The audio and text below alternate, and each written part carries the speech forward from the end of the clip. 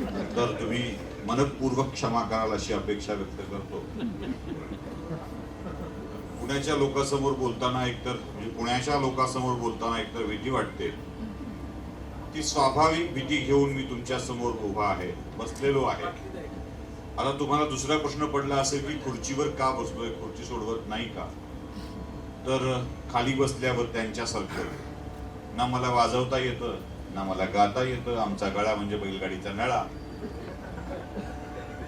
ना आपल्याला वाजवता येतं. म्हणजे किमान संतोष मोरे धाडसी आहेत, ते बायकोला रोज वाजवतात. बरोबर. म्हणजे वाजवतात म्हणजे पेटी. असं असं असं धाडसी काम करणारी पुरुष आमच्या मराठवाड्यात आहेत. याचा आम्हाला म्हणून तर मराठवाड्याचा नेहमी अभिमान वाटतो.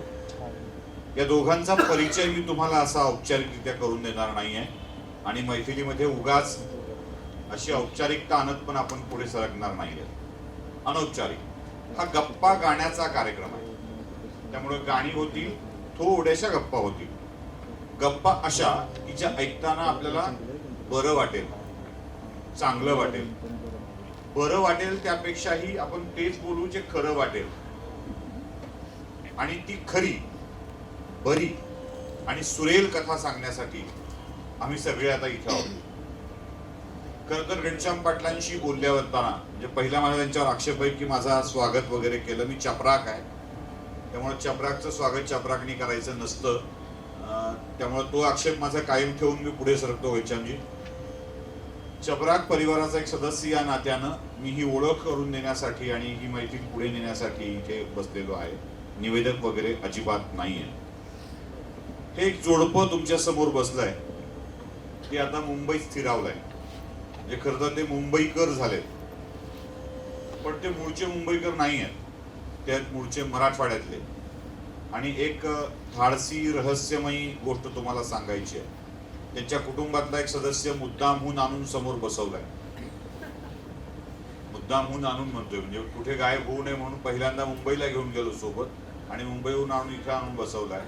ते रहस्य सांगण्यासाठी म्हणून त्यांना सोबत आणलंय.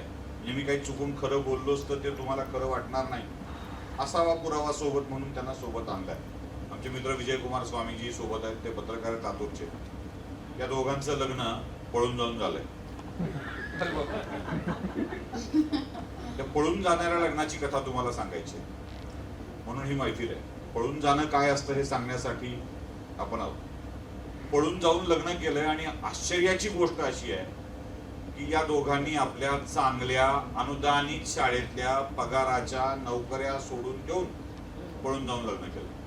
म्हणजे बघा, अजून थोडंसं मोठं धाडस वाटतं की नाही तुम्हाला? तेव्हा मी जर तुम्हाला ही कथा सांगायला लागलो तर तुम्ही जरा काहीतरीच आहे असं वाटेल, पण त्या काहीतरीच मध्ये खूप काही आहे हे आपल्याला समजायला सुरुवात होईल जेव्हा आपली ही कथा पुढे पुढे सरकत जाईल. याचं पळून जाणं काय आहे, पुढे आपला सांगीतिक संघर्ष कसा आहे, म्हणजे सुरांसोबत संघर्ष असू शकतात हे आपल्याला कळेल. खरं तर गाणं म्हटलं की पार्श्वगायन हा आपला एक फार मोठा समज सगळ्यांचा झालेला आहे. एक कोणीतरी समोर अशी ओठ हलवत असतो आणि दुसरा मागून आवाज असतो आणि लोक म्हणतात वाह काय आवाज आहे. पार्श्वगायनालाच गाण्याची यशस्वीता समजणाऱ्या या जगामध्ये अजिबात पार्श्वगायन न करता आपला एक विलक्षण गाण्याचा वारसा, गुरुचा वारसा कायम ठेवत त्या जोडीनी अनेकांना संगीत शिकवलंय, संगीत जागवलंय, संगीत जगवलंय. किंबहुना त्याही पेक्षा महत्वाची गोष्ट म्हणजे त्यासाठीच पळून गेलेत, त्यासाठीच आयुष्य समर्पित केलंय अशा ह्या जोडीची कथा गाण्यातून आपण ऐकणार आहोत. महादेवी स्वामी आणि संतोष मोरे हे दोघेही एकाच गुरुचे शिष्य. पुढे त्यांचं आयुष्य कसं पुढे सरकत गेलं ते आपण त्यांच्याकडूनच जाणून घेऊया मी सांगण्यापेक्षा. माझा आपण दोघांनीही बोलावं असं माझं मत आहे. म्हणजे एकाने कुणीतरी बोलावं, महादेवी स्वामींनी बोलावं किंवा संतोष मोरेंनी बोलावं असं अजिबात नाही आहे. एक गाणं घेण्याआधी मी एक प्रश्न त्यांना विचारणार आहे. ठीक आहे, बाकी आपण तुमच्या दुखऱ्या हळव्या कोपऱ्याकडे नंतर जाऊया. पहिल्यांदा मी तुम्हाला एक साधा प्रश्न विचारीन की हे गाणं शिकण्याचं कुठून डोक्यात शिरलं? कसं शिकायला लागलात आणि गाणं शिकवलं कोण? म्हणजे अजूनही शिकताय असं तुम्ही म्हणता, पण गाणं शिकवलं कोण आणि गाणं शिकायचं हे डोक्यात आलं तरी कसं, आलं तरी कुठून? मग आपण गाण्याकडे जाऊया. नक्कीच. नमस्कार श्रोतेहो. सगळ्यात पहिल्यांदा थोडंसं औपचारिकपणे मी चपराकच्या जे संपादक आहेत त्यांचे, घनश्यामजी, त्यांचे आभार मानते, मला हे व्यासपीठ उपलब्ध करून दिलं. आणि आणखीन एक छोटासा उल्लेख करत करत पुढे जाते आणि मग तुमच्या प्रश्नाचं उत्तर देते. गेल्या वर्षी अखिल भारतीय वीरशैव साहित्य संमेलन झालं होतं काशीला, आणि त्या संमेलनाचे सन्माननीय अध्यक्ष होते माझे वडील श्री शांतीतीर्थ स्वामी. आणि दुर्दैवाने आज ते आपल्यात नाहीत आणि आज बरोबर 1 महिना झाला त्यांना जाऊन. मी फक्त त्यांचं स्मरण करील आणि पुढे तुम्हाला सांगेन तुमच्या प्रश्नाचं उत्तर. तर गाणं आलं कुठून? सुशीलजींनी म्हटल्याप्रमाणे चाकूर नावाच्या छोट्याशा गावात माझं लहानपण गेलं, जिथे त्यावेळेला म्हणजे 40 वर्षांपूर्वी म्हणूया आपण, गाणं शिकणं, करिअर करणं किंवा काय ह्या गोष्टी म्हणजे दुरापास्तच होत्या केवळ. शिक्षणाचं घरात खूप महत्त्व होतं, वाचनाची आवड वगैरे वगैरे. त्याचबरोबर वडिलांच्यामुळे गाण्याकडे वळले, त्यांनी मला क्लासला घातलं. पण क्लासला घालण्याच्याही आधी त्यावेळेला असे सोर्सेस नव्हते ना आपल्याला गाणं ऐकायला. कुठून जे काही कानावर पडेल, म्हणजे केव्हा तरी गावामध्ये भजन चालू आहे, कुठे कीर्तन चालू आहे, किंवा वर्षातनं लग्नाचे मौसम असतात तेव्हा आपल्याला गाणी कानावरती ऐकायला यायची. बँड असायचे, बँड बाजावरती वरात वगैरे निघालेली असायची समोर, ते आम्हाला त्या वरातीशी काही देणं घेणं नसायचं. त्या गाण्यांचे सूर तिकडे ओढत न्यायचे, ते ऐकायचं. आणि ते जे काही असेल, म्हणजे अगदी तुम्हाला हसू येईल की दादा कोंडकेंच्या गाण्यापासून तेही आवडायचे, कारण त्याचं काय अर्थ आहे माहितीच नसायचं, फक्त ते गाणं आहे आणि ते गुणगुणायचं. इथून सुरुवात झाली. आणि खरं सांगायचं तर त्यावेळेला मला हेही माहीत नव्हतं की गाणं हे शिकायचं असतं, गाणं म्हणायचं असतं, बस असं वाटायचं मला. म्हणजे लहान वय होतं तेव्हा. पण वडिलांनी मला क्लासला घातलं. माझे पहिले गुरु गुंडय्या स्वामी, ज्यांनी मला पहिला सा शिकवला. आणि जात्याच थोडासा आवाजाची देणगी होती आणि एक निसर्ग होता म्हणतो ना आपण, तसं होतं. आणि सुरुवात झाली. मग अनेक गावांमध्ये माझं शिक्षण झालं वेगवेगळ्या कारणांमुळे. तर जिथे जिथे मी जाईन तिथे तिथे माझा गाण्याचा क्लास सुरू राहिला. आणि का कोण जाणे, पण अभ्यासात मी बरी होते, पण पूर्ण माझं लक्ष सगळं गाण्यावरती गेलं. आणि असं वाटायला लागलं की अनेक प्रश्न पडायला लागले गाण्यातल्या विषयांवरती. पण त्यावेळेला असं होतं, आपल्या सगळ्यांना माहिती आहे की आमच्या पिढीतल्या सगळ्याच लोकांना माहिती असेल की प्रश्न विचारणं, खूप प्रत्येक प्रश्न विचारणं, घरच्या लोकांना असू देत किंवा गुरूंना असू देत, ते त्यावेळेला इतकंसं काय म्हणतात त्याला, हे नव्हतं, सहज नव्हतं म्हणूया आपण. तर असे प्रश्न पडत गेले. मग त्यातून खूप गंभीरपणाने हळूहळू हळूहळू गाण्याकडे पाहणं सुरू झालं. आणि ते इतकं झालं की म्हणजे वेडच लागलं गाण्याचं. अभ्यासातही तितकंसं लक्ष नाही, पण अर्थात मी शिक्षण माझं पूर्ण केलं. आणि माझे दुसरे गुरु चाकूरचे श्री शिवाजी कोडे, त्यांच्याकडे असताना मी विशारदपर्यंत गाणं शिकले.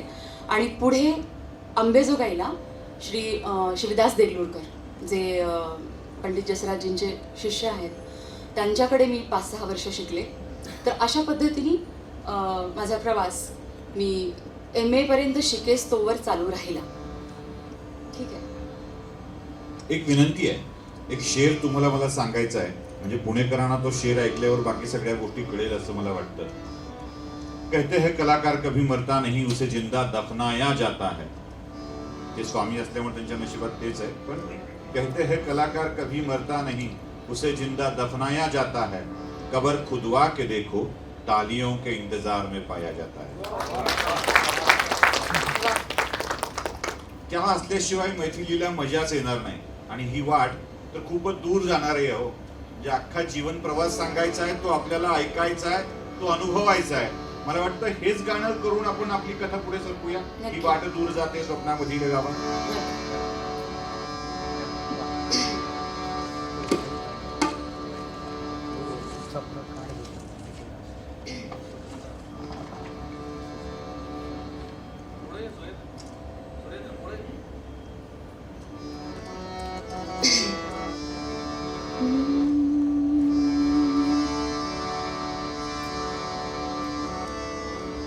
ही वाट दूर जाते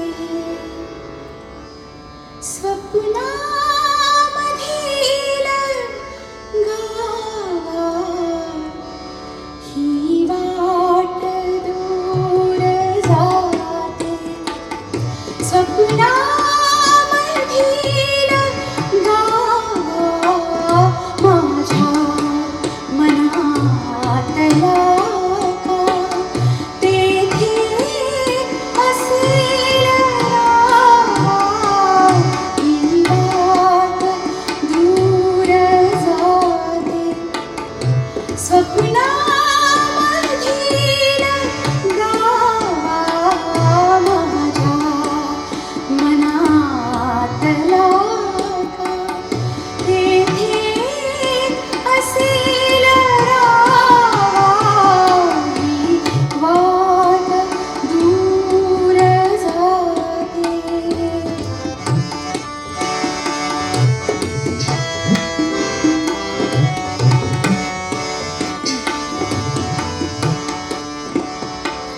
जेथे मिळे धरलेला आभाळ वाकले,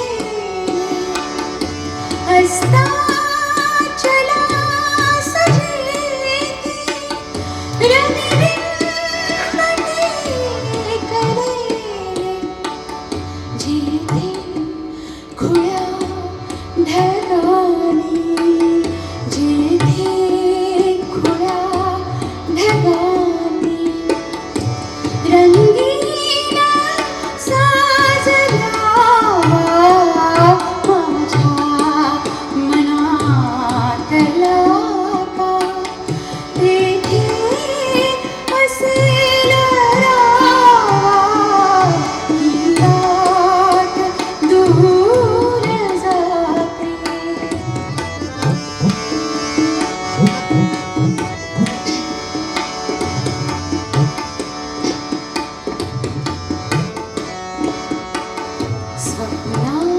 स्वप्नामधील गावा, स्वप्नामधून जावे, स्वप्नातल्या प्रियाला मनमुक्त गीत गावे, स्वप्नातल्या सुखाचा स्वप्नीचा वेध घ्यावा, माझ्या मनातला का तेथे असेल राहा, ही वाट दूर जाते, ही वाट दूर जाते.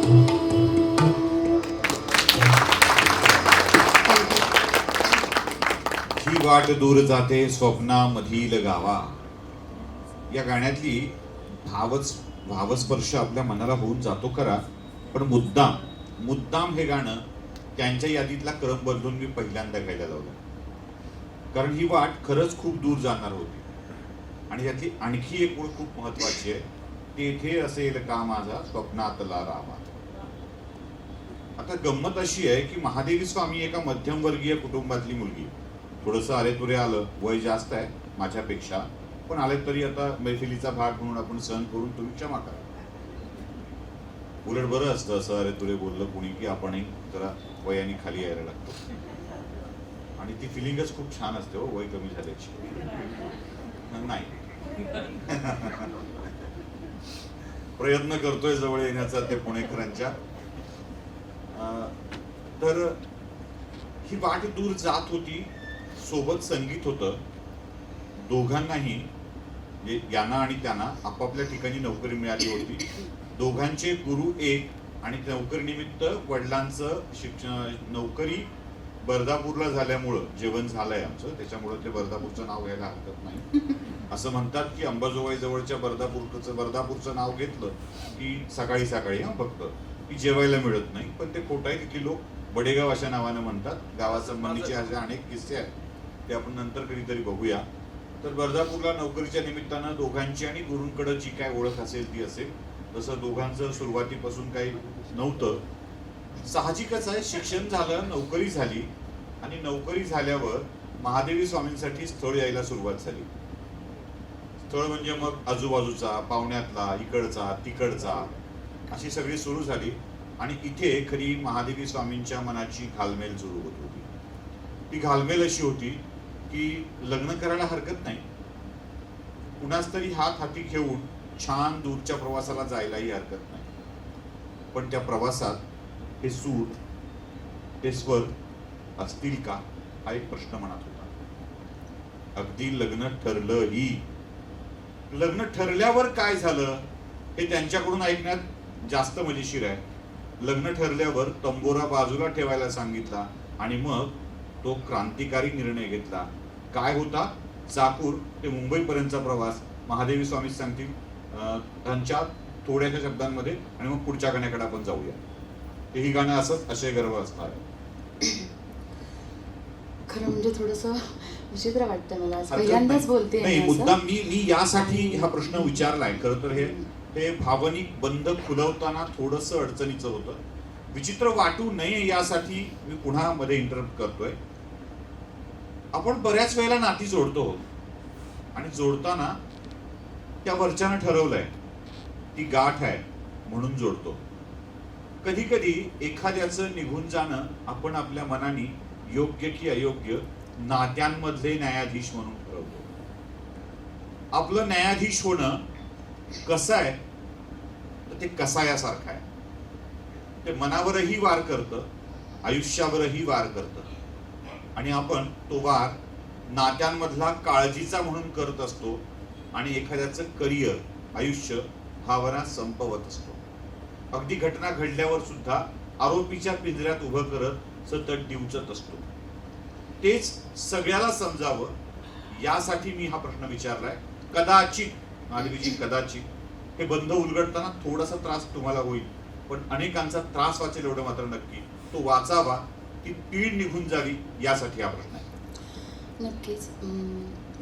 आपल्याला माहिती आहे, म्हणजे प्रत्येकाच्या घरामध्ये मुलीला छान शिकवलं, मग शिक्षणाशिवाय एक कला पण शिकवली, जी खरंच त्या काळात माझ्या वडिलांसाठी हे करणं म्हणजे खूप मोठी गोष्ट होती.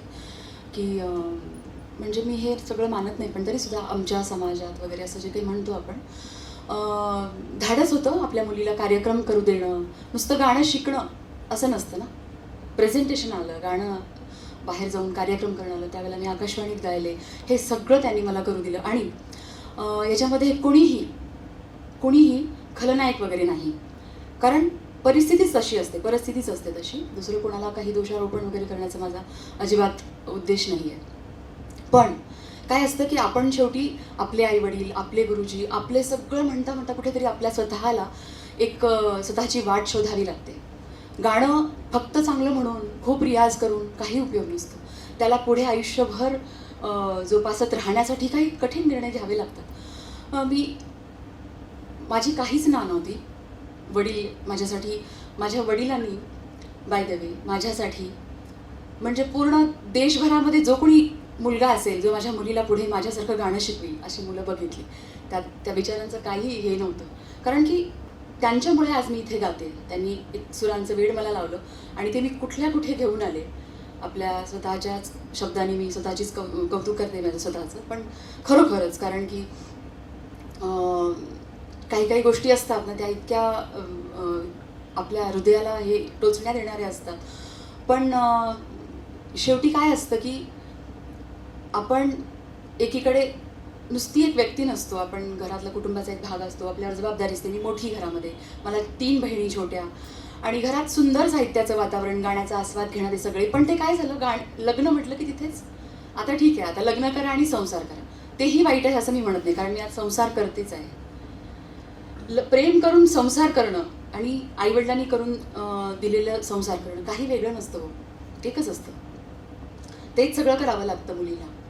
पण हा जो माणूस आहे याच्याशी तुम्हाला गंमत सांगते. आज किती जग पुढे गेलंय, किती छोटी छोटी मुलं, तरुण मुलं इतकी हुशार झालीत, इतकी समजदार झालीत की एखादा निर्णय घ्यायचा तर किती विचार करून परिपक्वपणे ठरवतात की बाबा मग आपण असं केलं तर असं होणार, तसं करा. असं आमच्यात काहीच यशत नव्हते. आम्ही नोकऱ्या सोडल्या. पुढे आपल्याला आता लग्न होईल, मग दुसऱ्या दिवशीपासून आपण जेवायचं कसं ह्याबद्दल पण आम्ही कधी बोललो नाही. किंवा तू मला काय करणार आहेस, मी तुला काय देणार आहे, काहीच नाही. आम्हाला वाटायचं आम्ही काय कलाकार आहोत आणि आम्ही काय दुनिया बदलवून टाकणार आहोत. असं ते स्वप्नाळू, म्हणजे स्वप्नांचा अतिरेक असं म्हणतात ना, तसं ते हे होतं. आणि त्यातून मग आणि गमतीचा भाग म्हणून सांगते, संतोष संतोष असं म्हणतात ह्यांना. पण मला लग्न आम्ही ज्या दिवशी केलं आणि त्या ह्याच्यावरती मी सही केली तेव्हा मला कळलं की याचं नाव रावसाहेब आहे. मी म्हटलं कुणाबरोबर माझं लग्न झालंय. म्हणजे सांगण्याचा संतोष संतोषच तर सांगण्याचा उद्देश असा की मला त्याचं नावही माहीत नव्हतं, त्याच्याकडे काय आहे हे माहीत नव्हतं. पण अगदी हां नाही, पण तो ना, खरं सांगू का, जसे पण भावंड असतो की नाही, एका घरात वाढलेले, एका आईवडिलांची मुलं, मग आपल्यावरती सगळ्या गोष्टी आपल्याला एकमेकांच्या समजत असतात. त्या परीने एकमेकांना समजून घेणं म्हणजे आम्हा दोघांना, आम्ही एके ठिकाणी मुंबईत राहत होतो तेव्हा आम्हाला जाता येता पाहणारे एक सद्गृहस्थ होते. त्यांनी मला एकदा रस्त्यात थांबून विचारलं, तुम्ही दोघं जण जाताना दिसता, कोण आहेत ते तुमचे? मी म्हटलं आम्ही दोघं नवरा बायको आहेत. ते म्हणे तुम्ही बहीण भाऊ वाटता. म्हणजे नवरा बायको अशा रस्त्याने भांडत वगैरे जातात. गमतीचा भाग झाला. तर इतका वेडेपणा होता की, आणि आम्ही असं म्हणालो कारण की आमचं प्रेम, ज्याला आपण म्हणतो ना प्रेम होतं दोघांचं काहीतरी, असं खरं म्हणजे काही नव्हतं. पण खरं तर प्रेम ही खूप सुंदर गोष्ट आहे. आमचं लग्न झालं तिघांचं, थोडंसं थांबा, आमचं तिघांचं लग्न झालं, मी, संतोष आणि गाणं. खरंच. आणि म्हणजे आम्ही असं म्हटलं, अल्टिमेटली जेव्हा आम्ही निर्णय घेतला की आपण एकत्र येऊन काहीतरी करणार आहोत, लग्न करणार आहोत, हे असं बाय प्रॉडक्ट आहे ते ॲक्च्युली. हां, पण ॲक्च्युली गाणं करायचं होतं. पण असंच कसं तुम्ही सगळ्यांनी करू दिलं असतं का नुसतं गाणं मला एकत्र? नाही ना. तर मग त्यांनीही मला काही नाही विचारलं. आणि खरं सांगायचं तर गाण्याच्या व्यतिरिक्त, गाण्याची आवड, मग आम्ही एकमेकांना इम्प्रेस करण्यासाठी, तुला अमुक अमुक आर्टिस्ट माहिती आहे का, माझ्याकडे अमुक अमुक कॅसेट आहे, नुसरत फतेह अलीची आहे, मग मी म्हणणार तुला गुलाम अली खान साहेबांची ही गझल माहिती आहे का. हे सगळं चाललेलं होतं प्रेम प्रकरण म्हणजे. हां, तर समविचार गाण्याचे. आणि आपण जे करतो, सुरुवातीला आपल्याला शिकत असताना आपण थोडंसं गोड गायला लागलो. मग तेल, ज्वारी, बाजरी चर्चा कधी झाली पुढे? ते नंतर जेव्हा वेळ आली तेव्हा, घर सुरू झाल्यावर. घर सुरू झाल्यावरती. पण मग सांगण्याचा उद्देश असा की खरोखरच वेडेपणा म्हणतो आपण, तसं काहीही एकमेकांच्या स्वभावाबद्दल काय आहे. ॲक्च्युली आम्ही लग्न करून एकत्र राहायला सुरुवात केल्यावर आम्हाला आम्ही कशी माणसं आहोत हे कळलं. आणि आम्ही एकत्र माणूस म्हणून घडत गेलो आणि एकमेकांचे गुरु झालो, शिष्य झालो आणि एकमेकांना गाण्यामध्ये. चुकले असं नाही ना वाटत आता? नाही, अजिबातच नाही. मग काय हरकत नाही. हां, एकच सांगू का, आमचे गुरु वेगवेगळे आहेत. आम्ही वेगवेगळ्या ठिकाणी शिकलो. यांचे गोळंगे गुरुजी आणि माझे देगलूरकर गुरुजी. हे सगळं खूप छान सांगतायत, पण इथे येण्याआधी त्यांच्या डायरीतली एक पान फाडून त्यांनी मला दिलंय. त्यावर खूप छान ओळी लिहिल्यात, त्या वाचतो आणि मग आपण जरा पुढे सरकूया. महादेवी स्वामींच्या डायरीतली ही पान आहे, ते फाडून घेतलेलं आहे. मला नेहमी प्रश्न पडतात, चार चौघांसारखं चौकटीतलं आयुष्य नाही म्हणून गुरूर करू, की टोल सांभाळताना दमछाक होते म्हणून धास्तावून जाऊ. कुणी म्हणतं काय थ्रिल आहे, तेव्हा वाटतं हा काय सिनेमा आहे, आयुष्य आहे हे. वास्तवाचा गहिरा रंग जेव्हा रक्तात भिनतो ना, तेव्हा ते रक्त खारट अश्रू म्हणून डोळ्यातून पाजू लागतात आणि मी पानावर येतो. किती बेफाम करते नाही गाण्याची नशा. तानपुरा सुरात लागला की तो षड्ज तुम्हाला खुणावू लागतो. दोन्ही हात पसरून कवेत घेतो. आणि मी भान विसरते, बेभान होते. किती सहज घडतं हे. मग मला वाटतं एक सुंदर गाणं कंपोज करावं. आयुष्य कंपोज करता येईल का?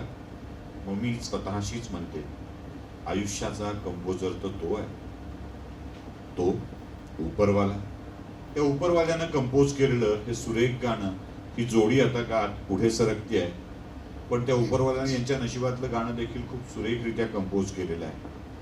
आता पुढचं गाणं त्यांच्याकडे ऐकूया. कदाचित त्यांच्या मैफिलीत त्यांनी घातलेली ही साथ परफेक्ट बसली आणि त्या मैफिलीत एक सुरेल प्रवास करणारा व्यक्ती आलाय. सुन्या सुन्या मैफिलीत माझ्या.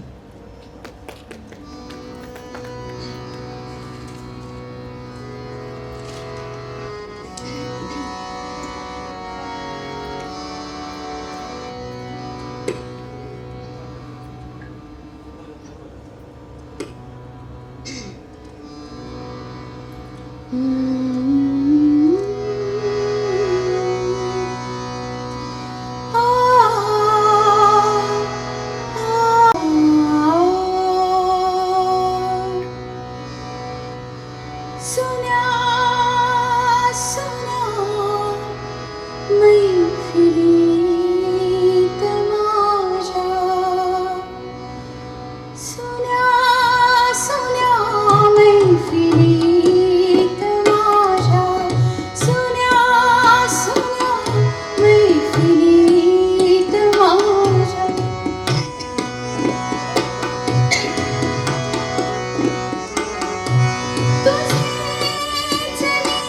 गीत गात आहे अजूनही वाटते मला की अजूनही चांदरात आहे.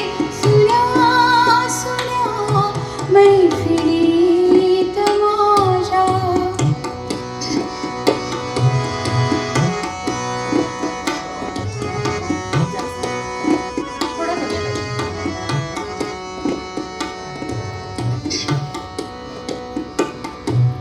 कळेन मी पाहते कुणाला, कळेन हा चेहरा कुणाचा, कळेन मी पाहते कुणाला, कळेन हा चेहरा कुणाचा. पुन्हा पुन्हा भास होत आहे तुझे हसू आरशात आहे. सुन्या सुन्या मैफिलीत माझ्या.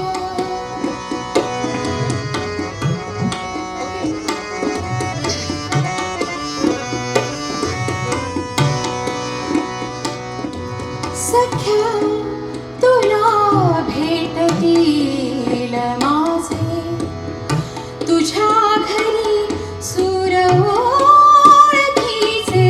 सख्या तुला भेटतील माझे, तुझ्या घरी सूर ओळखीचे. उभा तुझ्या अंगणी स्वरांचा अबोल हा पारिजात आहे. सुन्या सुन्या मैफिलीत माझ्या. तुझेच मी गीत गात आहे अजूनही वाटते मला की अजूनही चांदरात आहे. सुन्या सुन्या मैफिलीत माझ्या. लता आणि आशा या दोघांच्या मधला दोघींच्या मधला नाही, असं होतं आमचं मराठवाडी माणसांचं. या दोघींच्या मधला एक फरक कोणता मोठा असेल तर लता मंगेशकर गात असताना आपण असं अंतर्मुख होऊन जातो. वाह क्या बात आहे म्हणायला लागतो. लताचा आवाज म्हणजे स्वर्गीय आवाज वाटतो. आणि आशा भोसले मात्र गाताना ही आपलीच कोणीतरी आहे असं वाटायला सुरुवात होते.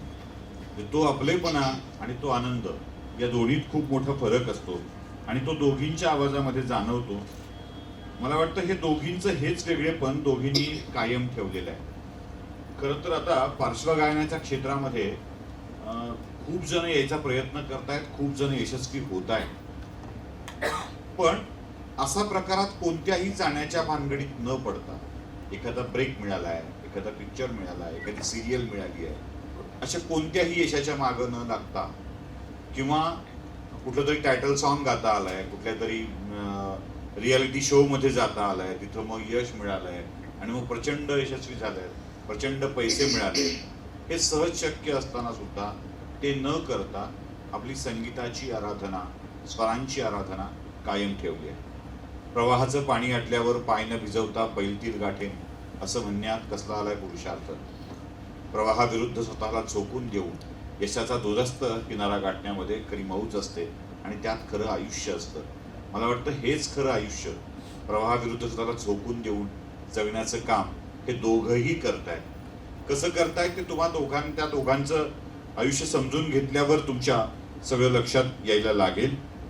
खरं तर त्या स्वतःची गाणी जे गातातच गातात, जे जुनी गाणी, पण हे जे संतोष मोरे आता पूर्ण पांढरे झाले, त्यांची ही खूप सुरेल रचना आहेत. मला वाटतं मी त्या ओळी उगीच सांगत बसण्यापेक्षा नवऱ्यानं काहीतरी लिहावं, ते बायकोनं गुणगुणावं, त्याचं गाणं व्हावं आणि मग दोघांनीही मिळून ते गावं. यात काय मजा असेल ना. जे 4 ओळी नवरा लिहितो, त्या 4 ओळी बायको गुणगुणते, त्याचं गाणं होतं, मग नवराही त्या 4 ओळी आपल्याला गाऊन दाखवतो. असं नशीब फार कमी लोकांच्या वाट्याला येतं की नवऱ्याचे शब्द बायकोनी गाणं म्हणून गावेत. अवघड आहे. म्हणजे खरं तर हे व्हिडिओ शूट केलेला तुकडा आम्ही याच्यावर सगळे आपल्या बायकाला ऐकवणार आहोत. म्हणजे किमान ती तरी आपल्याला म्हणेल की तिच्यासाठी किमान त्यानं लिहिलं तरी तू काय करतोय सांग. किराणा मालाची यादी सुद्धा शहाण्या मलाच लिहावी लागते, तू फक्त आणतोस आणि उपकार केल्यासारखं दाखवतोस. म्हणजे किराणा सामानाची यादी दोघांनी मिळून कितीदा लिहिली आहे मला माहित नाही, पण ते शब्द मात्र लिहित असतात, एकमेकांना ऐकवत असतात. त्यावर त्यांचं पोट खूप वेळेला भरलंही असावं सोलापूरला. कारण किराणा मालाची यादी आणताना यादी तयार होते हो, कागदही असतो, पेनही असतो, पण घरून निघून गेल्यामुळं यादी खिशात ठेवायची आणि बाहेर जायचं. एका खिशात यादी आणि दुसरा खिसा रिकामा असेल तर ते पण आणता येत नसतं. कारण लग्न तिघांचं मिळून झालेलं होतं. त्यांच्या लग्नाआधीच अपत्य होतं गाणं नावाचं आणि त्याला सोबत घेऊन जाताना खिशात पैसे नसतात, पण तरीही ही माणसं गुणगुणत राहिली, गात राहिली, लिहित राहिली. संतोष मोरेजी, गाण्याची सुरुवात तुमच्या लिहिलेल्या कोण करणार आहे? कारण गायचंय दोघांना पण तुकडे तुकडे, दोघांनी ते गाणं गावं अशी माझी इच्छा आहे. शब्द तुमचे आहेत. माझा एखादा माईक असेल तर द्या तात्पुरता. त्यांचाही आवाज जरा ऐकवला पाहिजे, नाही तर बायकोच्या आवाजात त्यांचा आवाज लुप्त होऊन गेलाय. नुसतीच पेटी वाजते याची. कधी कधी सूर आणि शब्द दोन्ही असावेत. म्हणजे हा संगीताचा प्रश्न नाहीये फक्त मैफिलीचा, आयुष्यातही असंच होतं. बायको बोलायला लागली की पुरुषाचा आवाज बिचाराचा शांतच होतो, पण त्याला सोबत द्यावीच लागते. मग ती ह्याशी वाजवून असो किंवा तसं वाजवून असो, काहीतरी वाजवावं लागतं. एवढं मात्र नक्की बायकोचा आवाज वाढण्याआधी पुरुषाला आपला आवाज सोबत म्हणून द्यावी लागते. तो आवाज अहो ऐकलं का म्हटल्यावर हो ऐकलं असाच असावा लागतो. अन्यथा किचन मधले वेगळे आवाज येऊ लागतात, त्यापेक्षा हो ऐकलं असंच म्हणावं लागतं. त्यामुळे त्यांना एक स्वतंत्र माईक द्या, त्यांचाही आवाज थोड्या वेळ येईल, त्यांचाही थोडे येईल.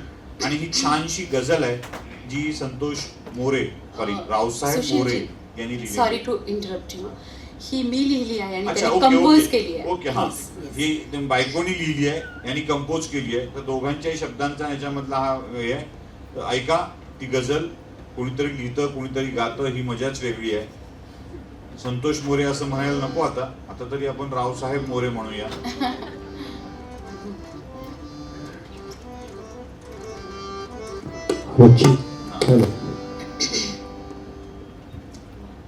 कसं वाटतं गाताना तेही सांगा आम्हाला. म्हणजे काय वाटलं होतं ते पण सांगा.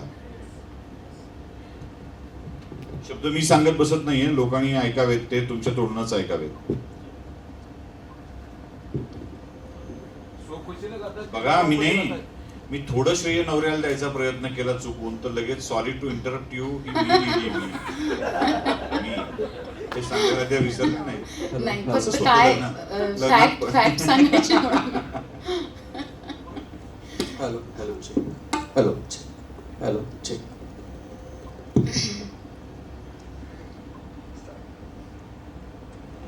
नमस्कार. जीवन प्रवास पहिल्यांदाच उलगडतो एवढ्या चांगल्या पद्धतीनं सुशीलजी. आपण एवढं संवेदनशीलपणे सांगतात सगळं.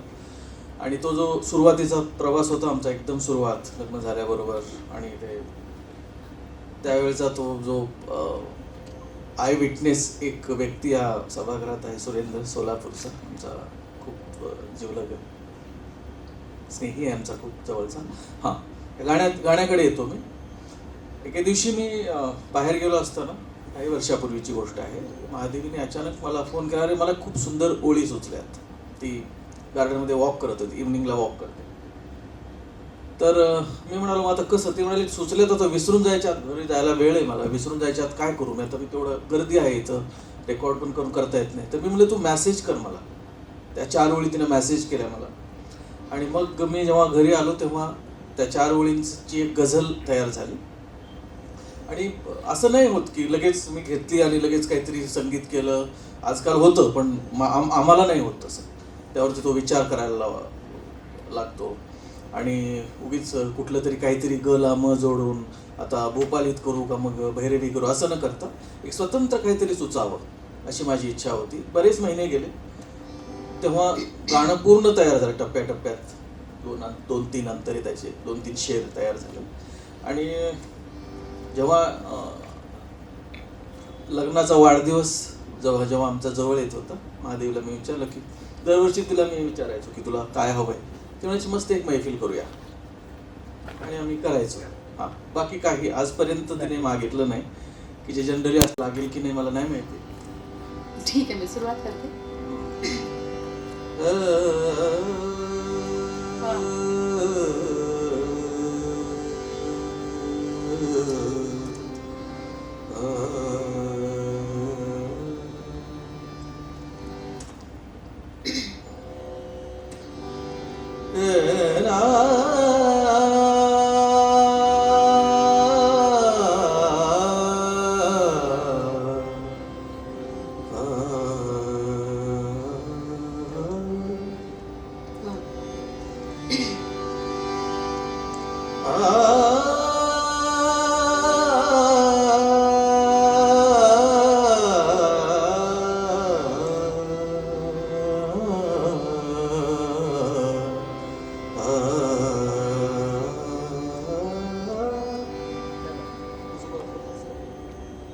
चालेल, तुम्ही का सुरुवात करा? अंतरा म्हणते.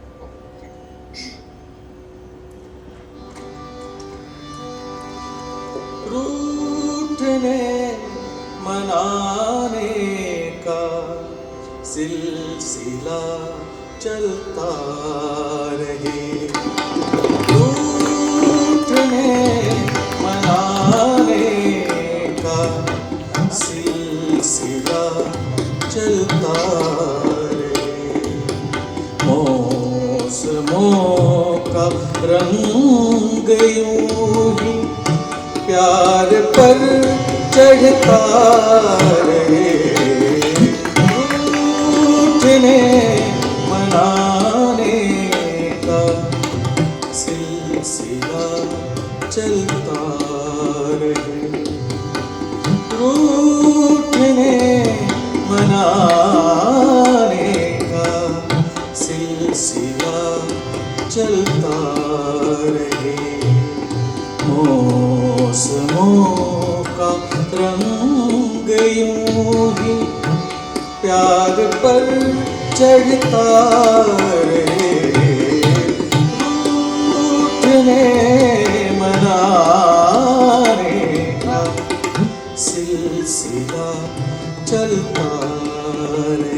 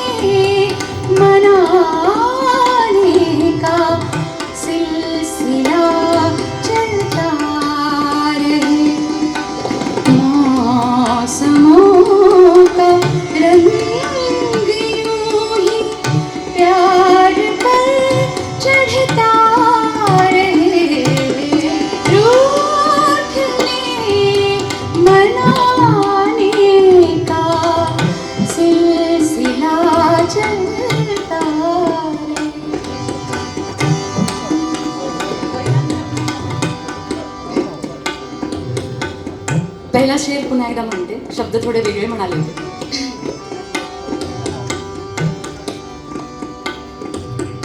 चांद की ख्वाहिश नहीं है दिल में तेरे झांकना है.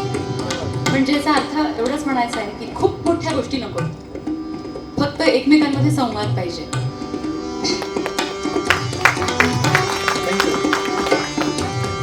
चांद की ख्वाहिश नहीं है दिल में तेरे झांकना है.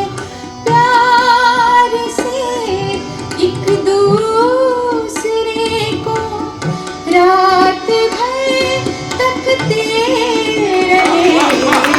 रूठने मनाने का सिलसिला चलता रहे.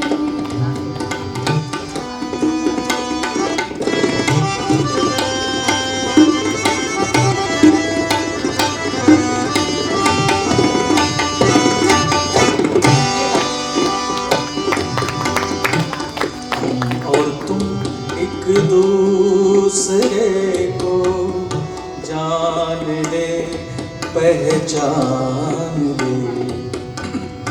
हम और तुम एक दूसरे को जान ले, पहचान ले. हम और तुम एक दूसरे को जान ले, पहचान ले.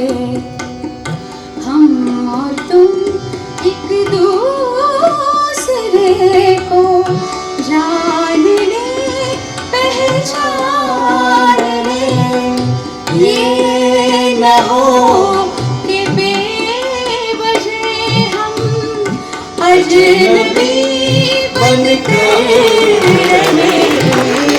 रूठने मनाने का सिलसिला चलता रहे. मौसमों का रंग यूं ही प्यार पर चढ़ता रहे.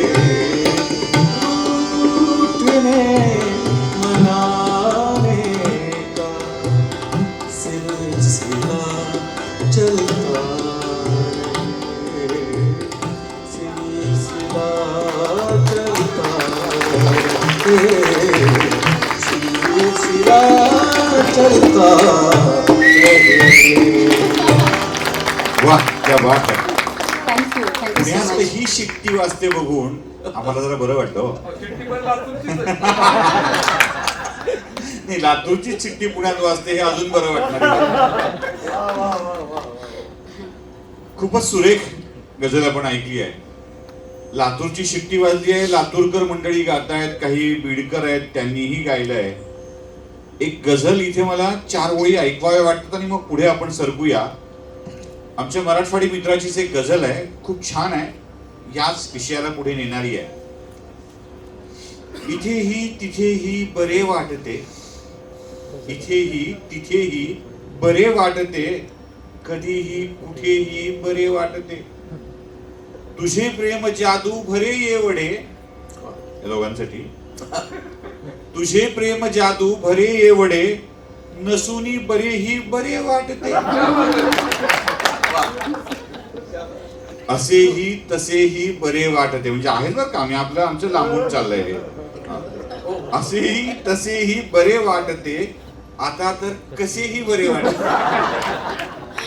नवे पत्र नाहीच आले तुझे, म्हणजे पहिल्यांदा नव्हती लिहिली. नवे पत्र नाहीच आले तुझे, जुने वाचनेही बरे वाटते. नजर फक्त मिळवून जा एकदा, नजर फक्त मिळवून जा एकदा, मला तेवढेही बरे वाटते. शेखर गिरी कळमचे आमचे एक मित्र आहेत, खूप छान गझल लिहितात, त्यांची ही गझल आहे. सहज आपलं काहीतरी आपल्या माणसांचं ऐकून जावं संदर्भाने म्हणून हे ऐकवली आहे.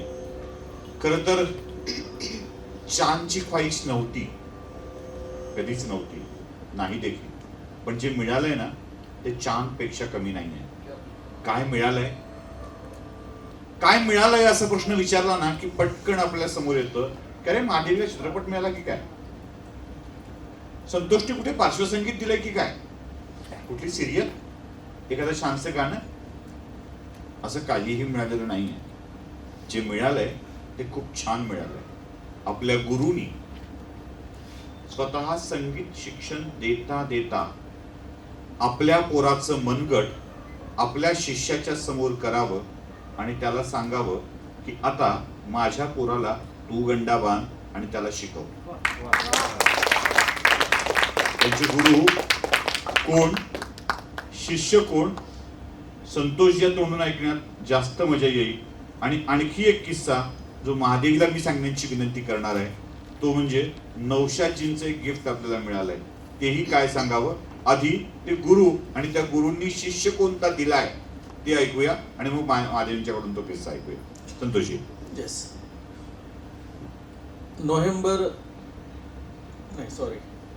मे 1999 मी माझी नवीन नोकरी जॉईन केली. तारखांचा सोडा, मराठवाडी माणसं फुटत 12 इंचाचा फरक करतात. तर नाही, तारीख सांगण्याचं कारण हे आहे की त्याच वर्षी जिथं मी नोकरी जॉईन केली त्या ठिकाणी 15 ऑगस्टला त्या कार्यक्रमाचे प्रमुख पाहुणे म्हणून फिल्म इंडस्ट्रीचे आणि संगीतातले खूप मोठे संगीतकार रवींद्र जैन हे आले होते. आणि त्या कार्यक्रमामध्ये मी आणि महादेवीने शेवटी एक गाणं गायलं होतं आमच्या कॉलेजच्या, जिथं मी काम करतो, विवेकानंद शिक्षण संस्था मुंबई. तर ते ऐकल्यानंतर मग त्यांनी अर्थातच बोलवून घेतलं आणि विचारलं कोण आहात तुम्ही, काय. तर मी सांगितलं इथं नोकरी करतो मी, संगीत शिक्षण जस्ट. तर त्यांनी मग आम्हाला बोलावलं आणि मग तो एक प्रवास सुरू झाला त्यांच्याकडे जाण्याचा, चेंबूर ते बांद्रा.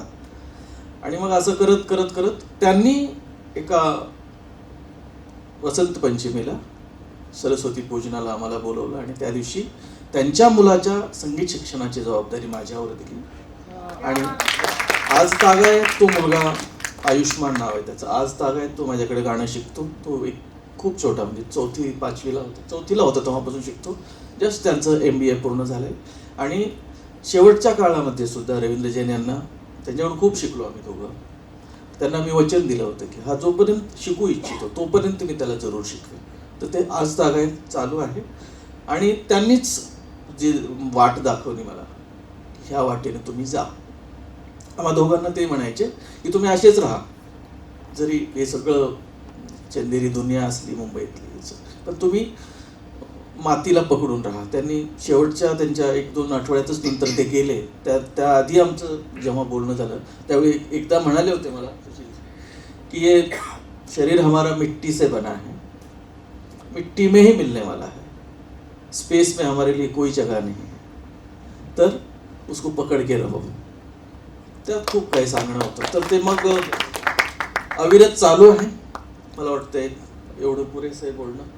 मला जास्त बोलण्याची सवय नाही. आणि मुंबईत गेल्यापासून असं झालंय की हिंदीमध्येच जास्त बोलणं असल्यामुळे समटाईम्स माझे उच्चार पण गडबड होत आहेत. म्हणून महादेवी ठीक करते मग घरी येऊन. म्हणजे तो असं म्हणतो मला निंबू पाणी करून देशील का, किंवा कुर्सी कुठे आहे वगैरे असे. इलाजच नाही ना. तिथं दिवसभर जेव्हा शिकवतो मी हिंदीमध्ये, खरं आहे ते. तिथं मग पण ते तिचा मराठीचा अभ्यास असल्यामुळे मग मला अडवाणीच्या कॉलेजला काम केलं की असंच होणार. ते होणार म्हणून कदाचित त्यांना फेसबुकवर नेहमी त्यांचे लाईव्ह कार्यक्रम बघतो आणि दोघं एकमेकांकडे बघताना मी त्यांना 2-3दा म्हटलं की जरा तरी हसून बघा एकमेकाकडं. असं छान नवरा बायको गातायत, सुंदर सुंदर गाणी गातायत, छान आवाज आहे, छान सूर निघतायत, एकमेकाकडे बघितलं की रागात का बघता तुम्ही, असं नाही. असं होतं की तेव्हा ते रहस्य कळलं आता की नृत्य करायला एकमेकाकडे रागाने बघत असतात. हा, हे खरंच खूप इंटरेस्टिंग आहे. त्या दिवशी घरी तुम्ही आलात तेव्हा तेच म्हणालात ना, म्हणून मला आठवलं. काय आहे, गाणं म्हटलं की एकदम असं एक सिरियस विचार माझ्या मनात येतो आणि ते हसून गाणं वगैरे आपल्याला, मला तर खरंच काही जमत नाही. मी डोळे बंद करून वगैरे आपल्या मस्तीमध्ये, पण आता थोडेसे गोष्टी बदलल्या आहेत, समोर हसून बघायचं किंवा काय. पण माझा पिंडच नाही तो, मी बदलूच शकले नाही त्या बाबतीत स्वतः. पण आम्ही जेव्हा सोलापुरात होतो 2 वर्ष, तेव्हा ना आम्ही दोघांनी संशय कल्लोळमध्ये काम केलं होतं. खरं संगीत संशय तर कल्लोळ. अजिबात इच्छा नव्हती संगीत संशय कल्लोळ, कारण नाटक गाण्याचं ठीक आहे, नाट्यगीतं वगैरे बसवणं ते आम्ही करू शकलो असतो, पण नाटक म्हटलं की नकोच होतं, पण ते समहाव आम्ही केलं. तर म्हणजे मग मुख्य भूमिका आमच्या होत्या अश्विन शेठ आणि रेवती. हा. आता ऑफकोर्स ते दोघं प्रेमी होते एकमेकांचे. तर तुम्ही विचार करा, तेही ऐका प्रेमीच ना. होते. हो तेच म्हणाला मी. तेही प्रेमी होते, ती भूमिका होती आमच्या दोघांची. असताना सुद्धा मी त्याच्याकडे रागात बघत होते नाटकात. मग तुम्ही गाण्याचं काय म्हणता? नाही ना, नाटकामध्ये मी कर हा करी म्हणताना वगैरे एखादी ताण चुकून जास्त झाली, कारण तिचं वेळेचं बंधन असतं, तिथं सुद्धा ती प्रेमाने बघण्याच्या ऐवजी असं रागाने बघायचं. मग मी आवडतं ती आहे घ्यायचं लगेच. तर हा कधी झिडकारला शुभांगी असं नको व्हायला.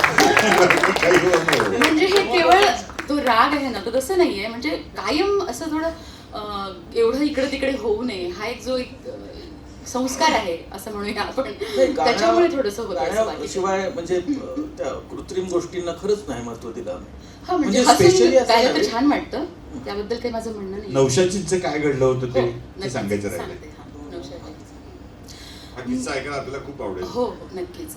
लग्नानंतर 2 वर्ष आम्ही सोलापुरात होतो आणि तिथून योगायोगाच्या गोष्टी घडल्या आणि आम्ही मुंबईत गेलो. मग इतके दिवस मी तेव्हा तिशीत होते आणि पुन्हा माझा नव्याने शून्यातून प्रवास सुरू झाला, कारण मुंबईमध्ये मला कोण ओळखणार. पुन्हा नव्याने उमेदवारी सुरू झाली, जाऊन ऑडिशन्स देणं, हे करणं, इकडे जाणं तिकडे जाणं वगैरे. आणि तेव्हा असं झालं की एक स्पर्धा होती आणि तिथे मी भाग घेतला. म्हटलं खूप प्रेस्टिजियस स्पर्धा होती आणि तिथे कोण होतं जज बरं? गायिका त्या ह्या होत्या ना, शारदा गायक, आणि शारदा आणखीन असे 2 जज होते, राजेंद्र मेहता वगैरे. गझल सिंगर हे जज होते.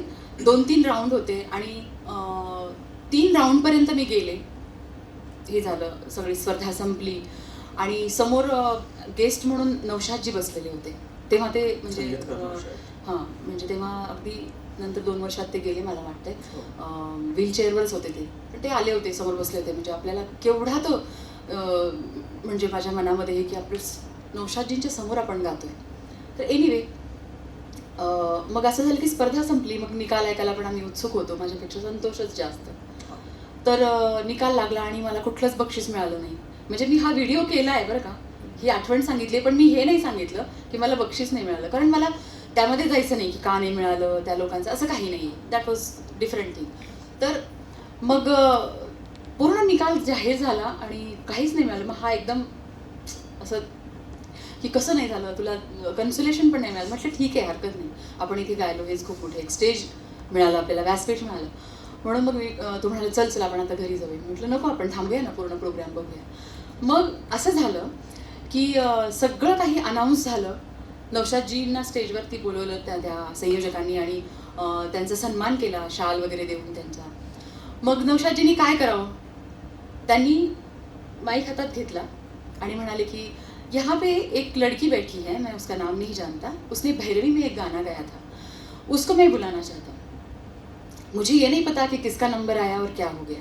तर तुम्हाला सांगते मी गंमत की सभागृहात बसलेले 100-150 लोक माझं नाव पुकारत होते आणि तुम्ही बुला रहे हैं नौशादजी असं म्हणत होते. आणि मी जेव्हा स्टेजवर गेले तेव्हा त्यांनी आपल्या गळ्यामधली शाल काढून माझ्या गळ्यात घातली आणि हार घातला गळ्यात. तो ती शाल आत्तापर्यंत मी सांभाळून ठेवली आहे. त्याच्यावरती त्यांचं नाव आणि तारीख लिहून. 30 एप्रिल 2003 ही ती तारीख आहे. म्हणजे शाहीर अमर शेख सभागृह चर्चगेटला आहे. हां, तर तिथं तिथे झालेला कार्यक्रम. आणि त्याच्यानंतर काय म्हणजे मग मला मी सांगा, तर- आता मला त्या दिवशी जर बक्षीस मिळालं असतं तर हे झालं असतं का, नाही. हो की नाही? म्हणजे त्या गोष्टीकडे पॉझिटिव्हली पाहायचं म्हटलं तर हेच पाहते मी. मला काही म्हणजे मला इतकं काही बघितलेलं आहे मी माझ्या आयुष्यात, म्हणजे ते मी काही बोलणार नाही. पण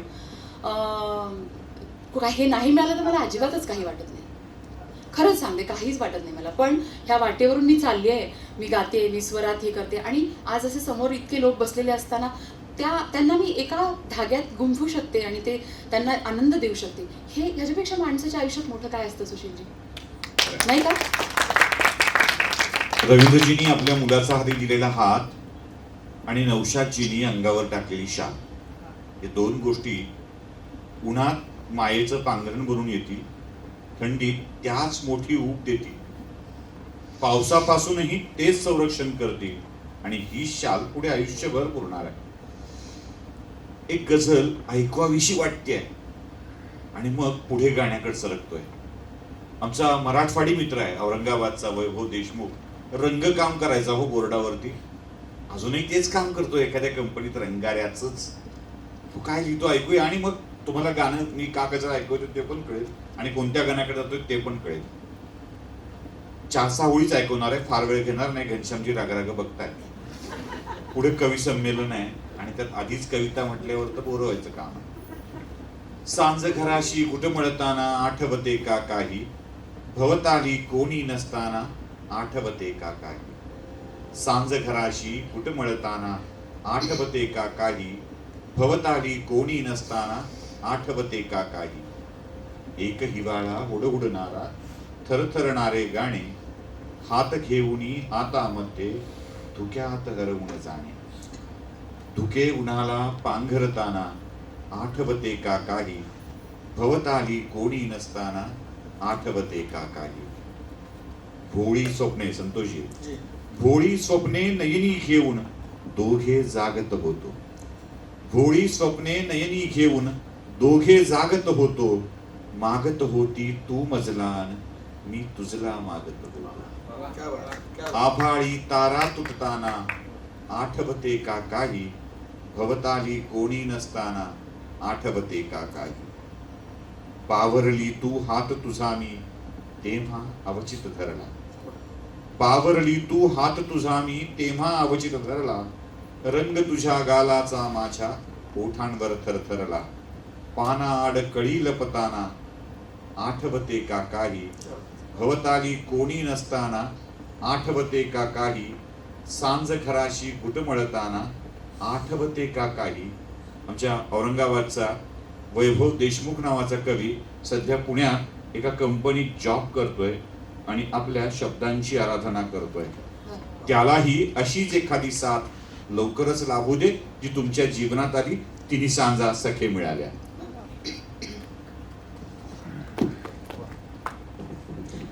एकच कडवं म्हणू का? नाही, आपल्याला वेळ चालेल चालेल. आता आपली गाणी सुरू थोडी, एक उरले आता आहे.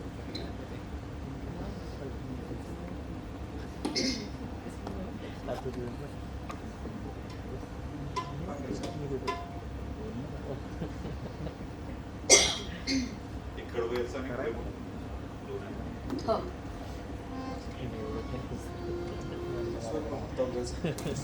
हा माईक मी खाली घेतो आणि आवाज कमी करायचा. नागपुराचा.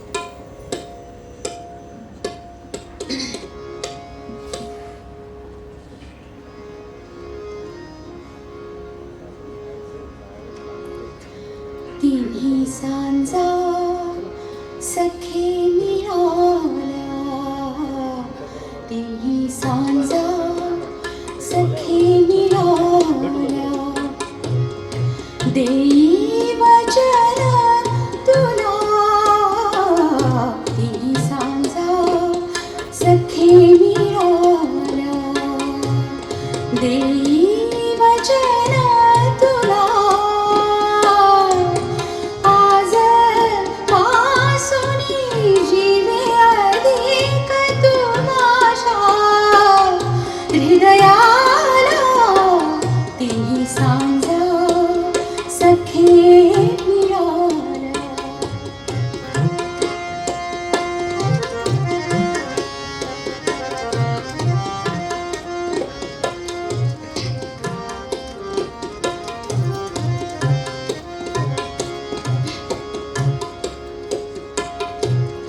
नाद जसा वेणूत हो, रस जसा सुंदर कवनात.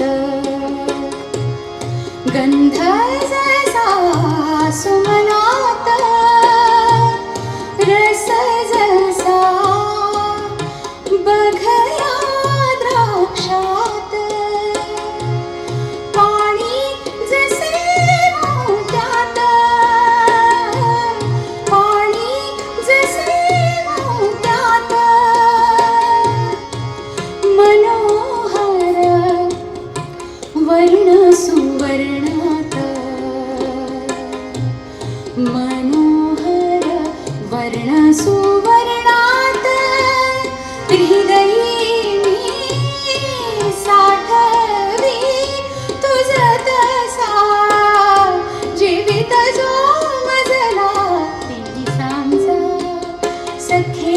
निराल्या तिन्ही सांजा सखे निराल्या देई वचन तुला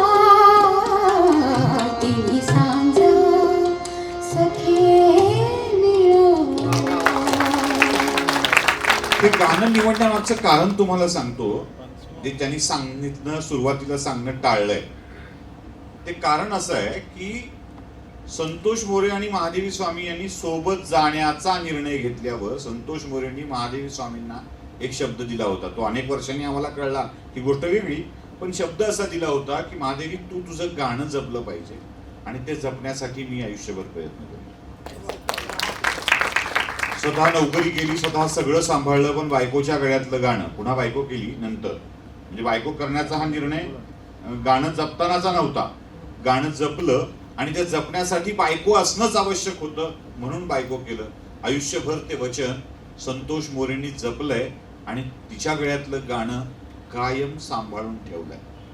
खरं तर हे जितकं कौतुक महादेवी स्वामींच्या आवाजाचं गाण्याचं करायला पाहिजे तितकंच कौतुक संतोष मोरेंचं यातनं, कारण ते गाणं सांभाळण्याचं काम त्यांनी केलं. ते गाणं काय आहे सांगू. महादेवी स्वामी माझ्या गावच्या शाळेमध्ये शिक्षिका होत्या आणि शाळा सुटताना पसायदान म्हणायची पद्धत शाळेमध्ये होती. अगोदर लता मंगेशकरच्या आवाजातलं पसायदान रेकॉर्डेड लावलं जायचं. या आल्यावर यांचा आवाज छान असल्यामुळं यांच्या आवाजात पसायदान रोज म्हटलं जाऊ लागलं. 4ला शाळा सुटायच्या वेळेला 2-4 मिनिटं आधी पसायदान या म्हणायच्या. शाळेनं ते कधी काळी रेकॉर्ड करून ठेवलं. आजही 20 वर्षापासून 30 रेकॉर्ड शाळेमध्ये वाजवली जाते. आणि माझ्या शेजारची बाई, तिचं नाव लक्ष्मीबाई, ती अजूनही न चुकता मी गेल्यावर एक वाक्य संध्याकाळी उच्चारतेच, बाईचा आवाज पाण्यावनी मंजूळ आहे. 20 वर्ष रोज शाळा चालू असताना बाईचा आवाज पाण्यावनी मंजूळ आहे ही कमेंट मिळत राहते. मला वाटतं गाण्याला दिलेली ही खरीखुरी दाद असते. ती दाद आजही ते सांभाळतायत. हीच दाद सांभाळत, हेच गाणं सांभाळत आणखी एक साथ त्या घालणार आहेत. साथी रे भूल न जाना मेरा प्यार. नाही ते शक्य नाही आहे आता, पण गाणं म्हणून. हे माझे गुरु रवींद्र जैन यांची एक उत्तम रचना.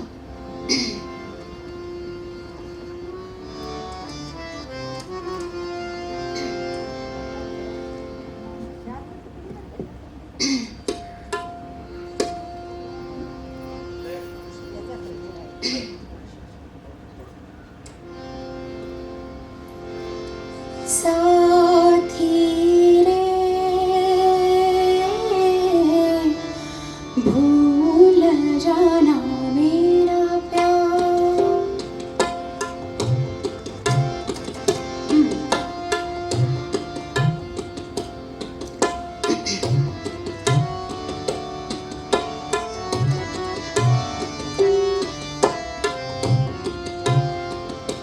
साथी भूल जाना मेरा प्यार.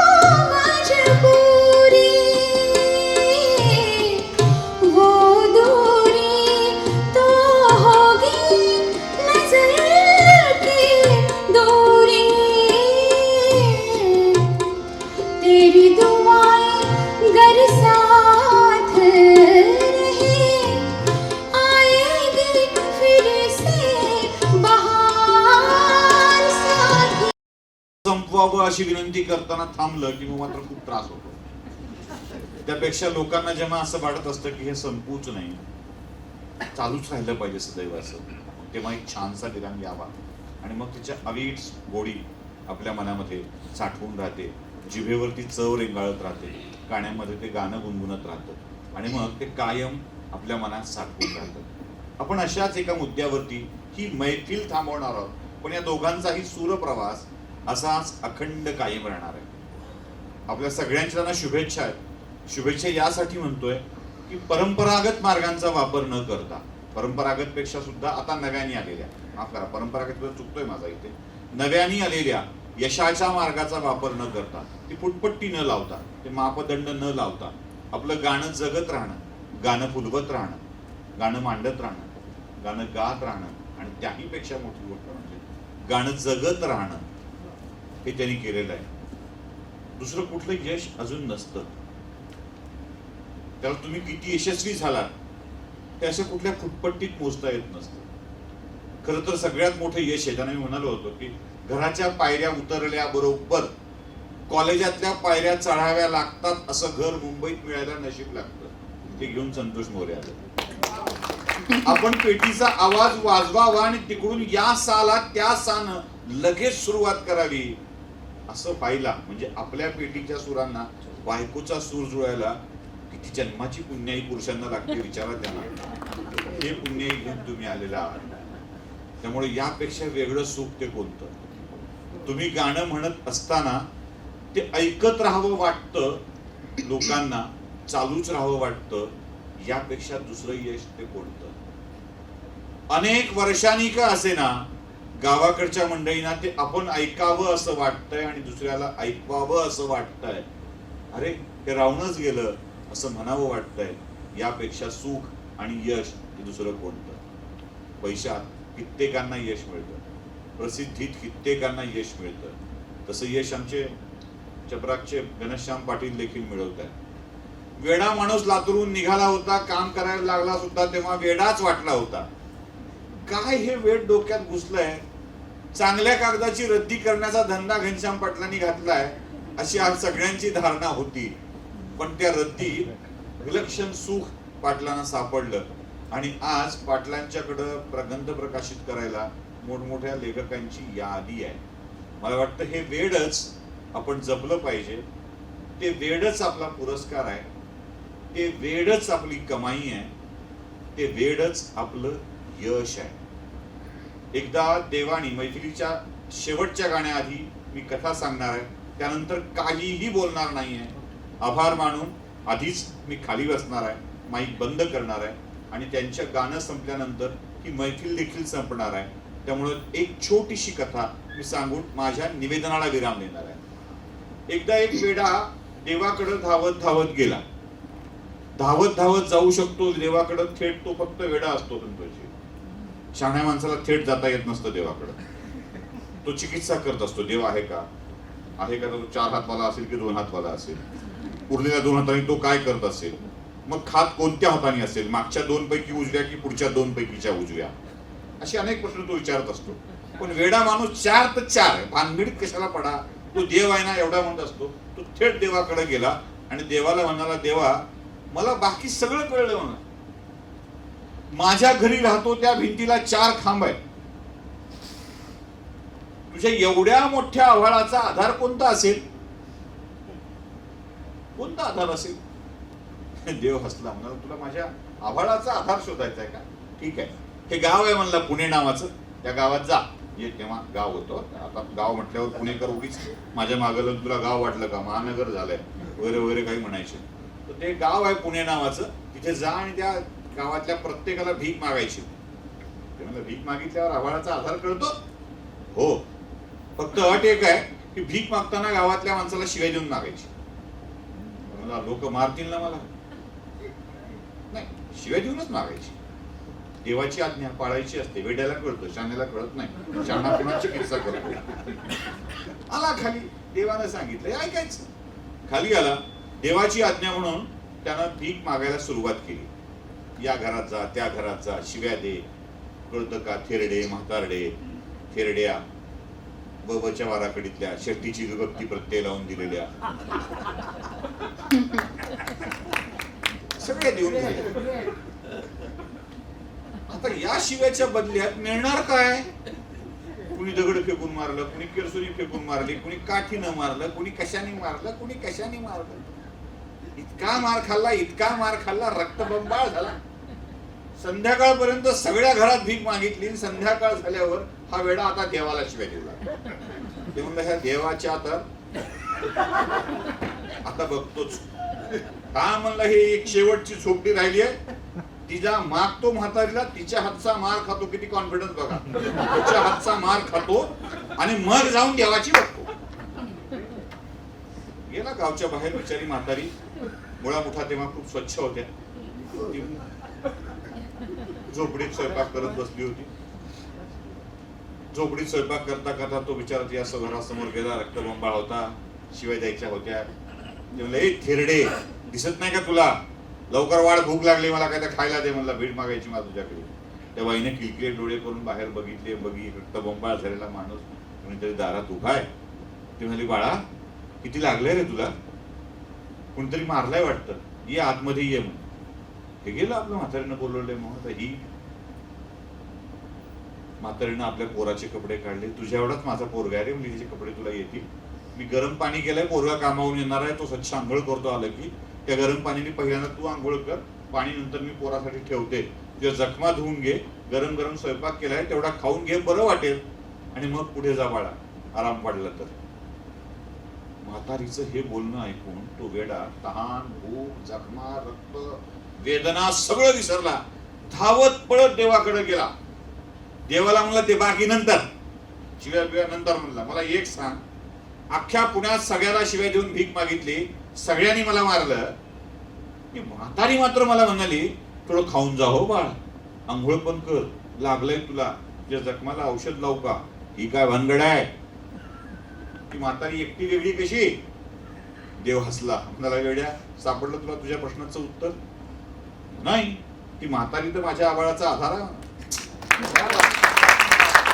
जगाने शिव्या दिल्यावर सुद्धा शिव्या परत न करता, न मारता जी माणसं दुसऱ्याचं मन सांभाळतात, तीच परमेश्वराचं अथांग आभाळ आपल्या हातावरती तोलून धरत असतात.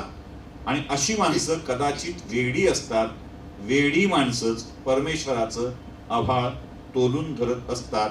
मग ही व्यासपीठावर बसलेली दोन काय आणि तिथे खाली बसलेले घनश्याम पाटील काय? ती वेडी आहे, ती फार वेडी आहेत. येरवाड्याकडे जाऊ नका. त्यांचं वेळ असंच अबाधित राहो, त्यांचं हे वेळ कायम राहो, आणि हे अथांग आभाळ त्यांनी आपल्या हातावरती तोलून धरो. तुमच्या जोडीला यायला अशी अनेक वेडी माणसं अजून तयार होत, जी तुमच्या सोबत हे अथांग आभाळ तोलून धरतील. आता या मैफिलीचा शेवट एका सुरेल गाण्याने करूया आणि आपण थांबूया. महादेवींच्या स्वरात ऐकूया, अधिरमण झाले. दोघांचा आवाज ऐकायचा. आता असं करूया, अधिरमण झाले घेऊया, किंवा तुम्हाला दोघांच्या आवाजात जे गाणं होऊ शकेल ते का? नाही, आपण मग एकच एक कुठलं तरी घेऊया दोघांच्या आवाजातलं. नाही, अधिरमणचं एक कडवं घ्या, ते छानच राहील. आणि दोघांच्या आवाजातलं एक कडवं घ्या, म्हणजे आम्हाला जास्त बरं वाटेल. दोघांनी मिळून या मैफिलीचा शेवट करावा. अधिरमण झाले तुम्ही घ्या, आणि दोघांनी मिळून एक छान सुरेल गाण्याने या मैफिलीचा शेवट करावा. म्हणजे पुन्हा माझी टकळी मध्ये नको यायला.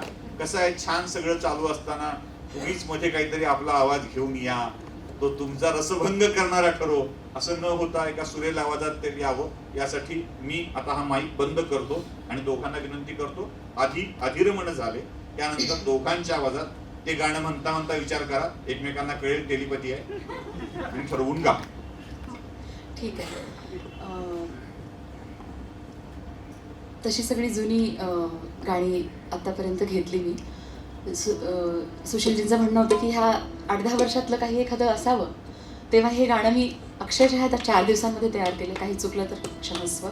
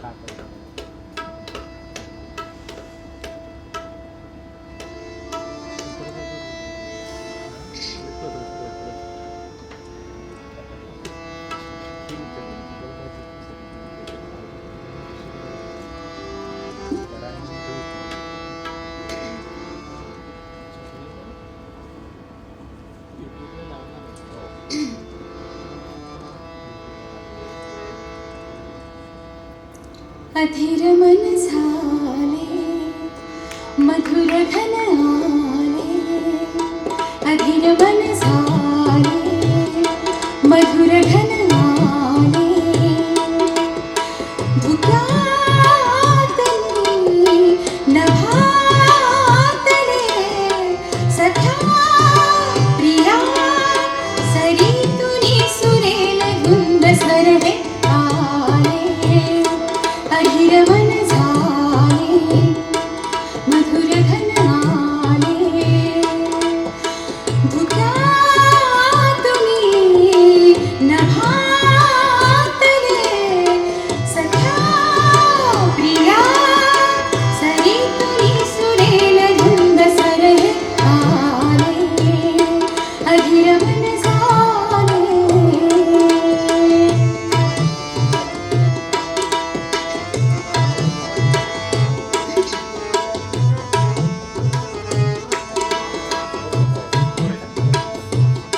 मी अशा रंगाची मोतिया अंगाची केवड्या गंधाची बहरले ना उमगले रानाला देहाला पानाला माझ्या सरदाराला समजले ना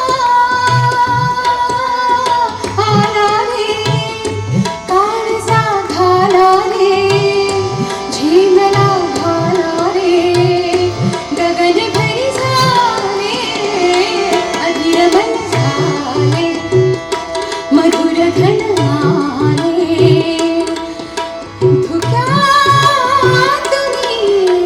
नभातले सख्या प्रिया सरीतुनी सुरेल सुंदर स्वरले आले अधीर मन झाले मधुर घन आले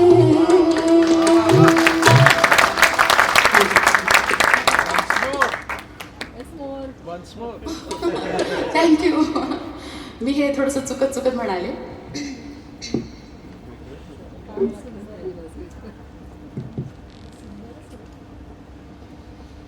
फक्त एकच मिनिट हा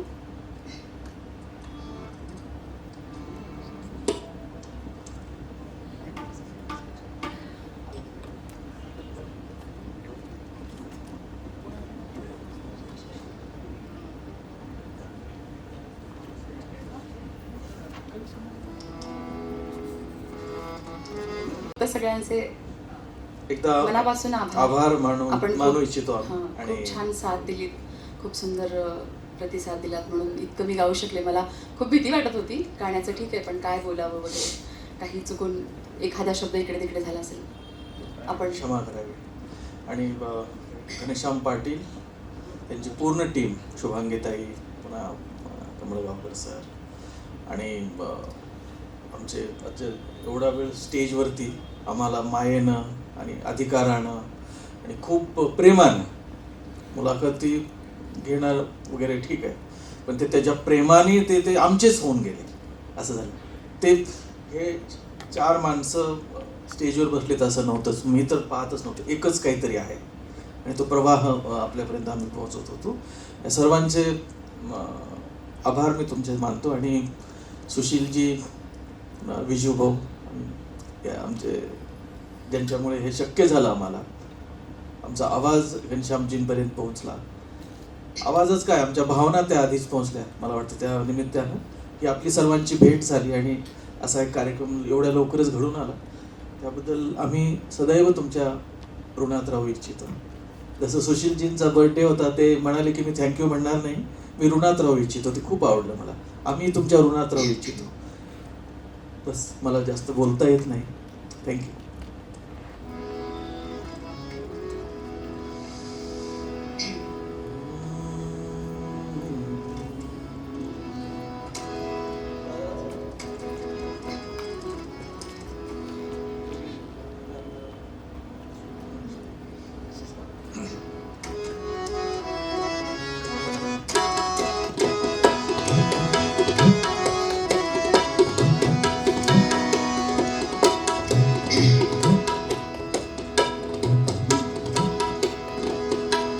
मौसम आएंगे जाएंगे, मौसम आएंगे जाएंगे, हम तुमको भूल न पाएंगे। मौसम आएंगे जाएंगे, मौसम आएंगे जाएंगे, हम तुमको भूल न पाएंगे। मौसम आएंगे जाएंगे।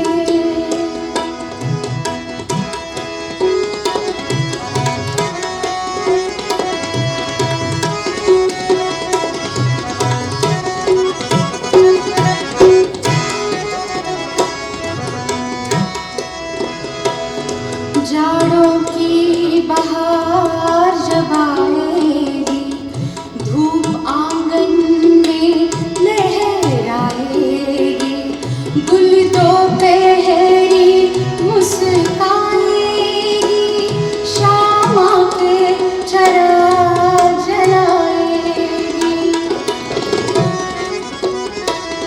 जाड़ों की बहार जब आएगी, धूप आंगन में लहराएगी, गुल दोपहरी मुस्काएगी, शाम के चराग जलाएगी।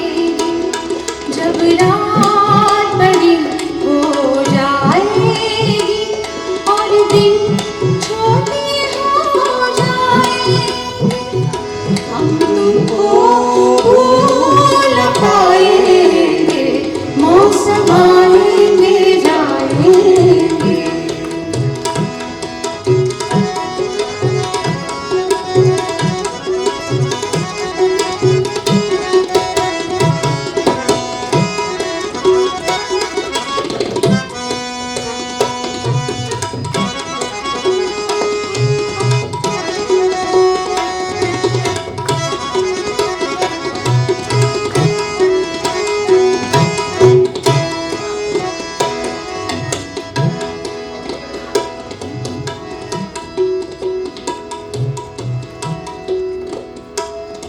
जब गर्मी के दिन आएंगे, तपती दोपहरे लाएंगे, सन्नाटे शोर मचाएंगे, गलियों में धूल उड़ाएंगे।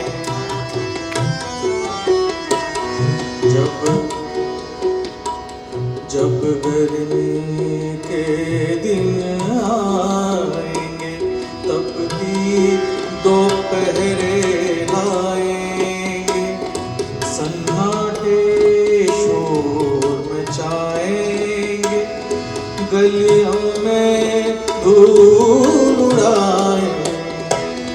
पत्ते पीले हो जाएंगे, जब फूल सभी मुरझाएंगे, हम तुमको भूल न पाएंगे।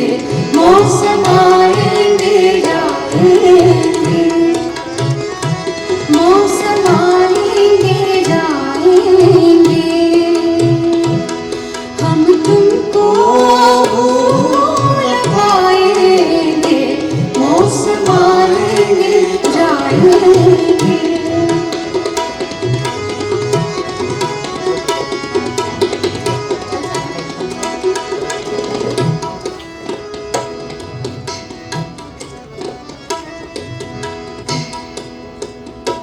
जब बरखा